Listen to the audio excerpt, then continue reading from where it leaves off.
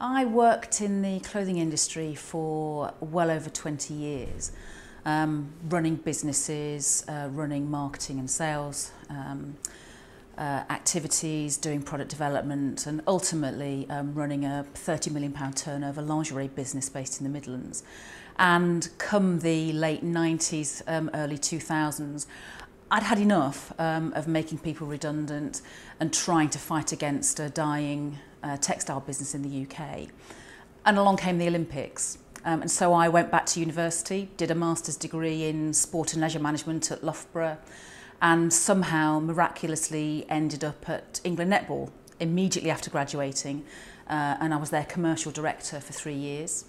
Then the Bucks job came along, so I was CEO of the newly formed British Universities and Colleges Sport for its first 7 years, and then felt ready for change.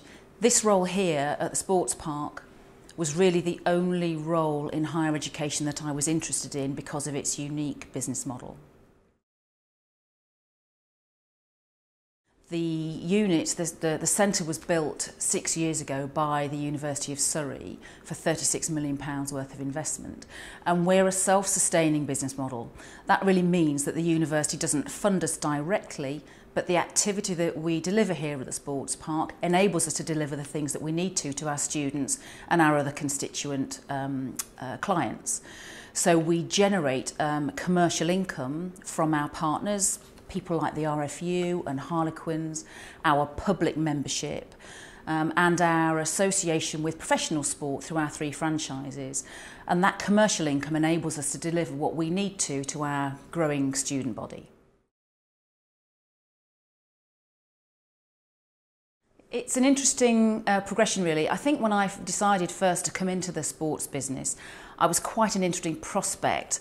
At that time, sport was looking outwards and really trying to bring people in who had got real business experience rather than being passionate about their sport and wanting to manage it.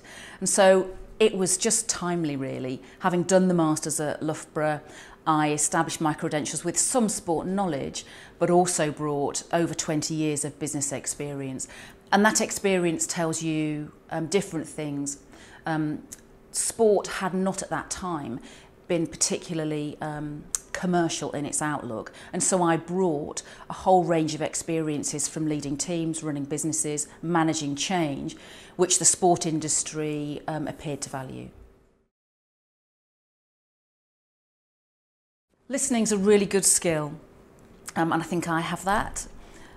Asking your staff how they feel about working here, what makes it a great place to work and how we can improve the experience, I think is a really powerful thing to do, and we've done that here very quickly at Surrey Sports Park. I think bravery is really important as well, having the courage of your convictions and actually acting upon what you know is the right thing to do. Those have been the watchwords for me, I think, and I think really important to show that leadership through being comfortable that you're doing the right things. We consider ourselves to be the natural home of many of our national governing body partners, and that was really exciting during the Rugby World Cup as we were host to 4 of the major nations taking part, so Scotland, Ireland, Italy and South Africa. A brilliant thing to happen here at the Sports Park and really raised our profile as a great training base for professional teams. In addition to that, we have relaunched Surrey Scorchers, our professional basketball in the BBL League, and that's been a fantastic growing audiences here and really creating a buzz both from the professional basketball side and out there in the community, coaching a lot more of Surrey's young people into the game of basketball. We're a great place to host your major events here at Surrey Sports Park, and so we're actually hosting a Home Nations Lacrosse Championships later on this year in preparation for hosting the Lacrosse World Cup here in 2017, which will be the biggest event of its kind in the UK that year, I believe.